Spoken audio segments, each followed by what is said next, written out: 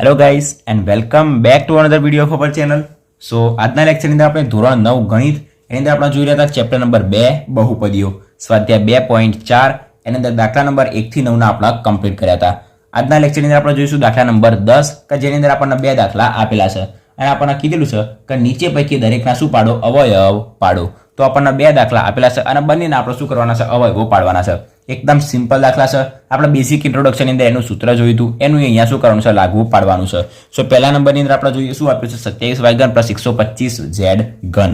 તો બરાબર પહેલું સ્ટેપ આપણી પાસે શું હશે તો આ જે પદ આપેલું રહ્યું એ ઘનવાળું પદ છે. આ પદ પણ શું આપ્યું છે ઘનવાળું પદ છે. તો બંનેનું આપણે શું કાઢી દઈએ ઘનમૂળ કાઢી દઈએ. તો 27 નું ઘનમૂળ થશે 3 y ઘનનું ઘનમૂળ થશે y અને આખાની અંદર આપણે શું આપી દઈએ ઉપર ઘન આપી દઈએ પ્લસ એમના એમ રાખીએ 125 નું ઘનમૂળ થશે 5 z ઘનનું ઘનમૂળ થશે z તો 5z નો આપણે આપી દઈએ ઘન. બરાબર તો આનો ઘન આ થઈ જાય આનો ઘન આ થઈ જાય. આપણે શું કર્યું એનું ઘનમૂળ કાઢીને ઉપર શું આપી દીધો ઘન આપી દીધો. હવે આપણને ખબર છે a ઘન પ્લસ b ઘન એનું આપણે શું કરી શકાય સાદું રૂપ આપી શકાય અથવા તો જ્યારે આપણે શું કરીએ એનું વિસ્તરણ કરીએ તો આપણને શું મળે તો કે પહેલું પદ પ્લસ બીજું પદ મતલબ 3y પ્લસ 5z એક કૌંસની અંદર લખીશું અને બીજા કૌંસની અંદર આપણી પાસે શું આવશે તો જે ઘન હતું હવે શું થશે એનો સ્ક્વેર થશે. તો જે આપણી પાસે મોટા કૌંસની અંદર લખીશું 3y નો સ્ક્વેર માઇનસ 3y બીજો પદ 5z અને પ્લસ બીજા પદનો સ્ક્વેર. કમ્પ્લીટ. આપણી પાસે સૂત્ર હતું કે a square plus b square હોય શું કીધું હતું a square plus b square હોય તો એના બરાબર શું થશે તો કે a પ્લસ b મોટા કૌંસની અંદર લખીશું a square minus a b અને plus b square. Complete. Minus a b અને પ્લસ b સ્ક્વેર. તો બરાબર હવે આ જે આખું પદ રહ્યું એને એમને એમ રાખીશું 3y પ્લસ 5z અને અહીંયા શું લખીશું 3y નો સ્ક્વેર 3 નો સ્ક્વેર એટલે 9 y નો સ્ક્વેર એટલે y સ્ક્વેર અહીંયા માઇનસ 5 તરી થશે 15 y અને z પછી પ્લસ એમના એમ 5 નો સ્ક્વેર થશે 25 અને z નો સ્ક્વેર થશે z સ્ક્વેર. કમ્પ્લીટ. તો આપણને જે આ પદ આપેલું હતું એનું આપણે શું પાડવાના હતા અવયવો જે અહીંયાથી આપણને મળી ગયા. અહીંયા આપણો જે અવયવ હતો એ શું થઈ ગયો કમ્પ્લીટ થઈ ગયો. નેક્સ્ટ આપણે જોઈએ નંબર 2 માટે શું આપણને આપેલું છે 64 અહીંયા આપણને આપેલું છે m ઘન માઇનસ 343 n ઘન. કમ્પ્લીટ. 343 n ઘન xy ની જગ્યાએ yz ની જગ્યાએ શું આપેલા છે આપણને mn આપેલા છે.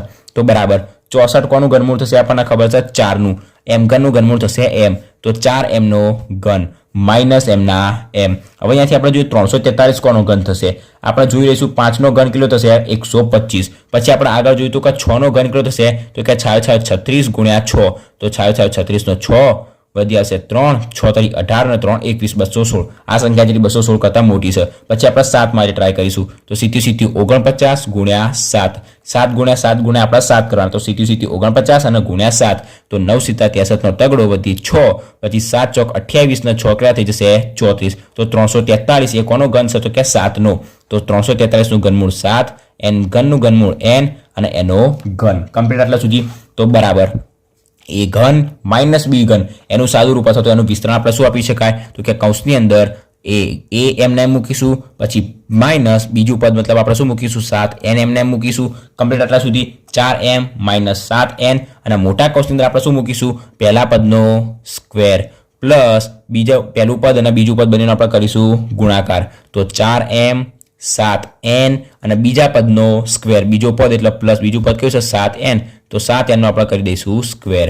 તો કે બરાબર આખું પહેલો કૌંસ તો આપણે એમને મૂકી દઈશું 4m માઇનસ 7n અને કૌંસની અંદર આપણને શું મળશે તો ચોગું 16 m ગુણ્યા m એટલે થશે m સ્ક્વેર પ્લસ 7 ચોક થશે 28 m ગુણ્યા n એટલે આપણને શું મળી જશે mn અને પ્લસ સીધું 49 n નો સ્ક્વેર એટલે n સ્ક્વેર આપણને શું મળી ગયું સોરી અહીંયા મોટો કૌંસ પૂરો કરીશું આનું આપણને શું મળી ગયું વિસ્તરણ કરીએ અથવા તો એનો અવયવ કરીએ એ આપણને મળી ગયા. તો પહેલું અને બીજું બંને દાખલા આપણને એક જ જેવા અહીંયા આપેલા હતા. સો આપણે બંને દાખલાને શું કરી દીધા કમ્પ્લીટ કરી દીધા. આના માટે આપણને જે વિસ્તરણ રહ્યું આપણને આવડવું જોઈએ.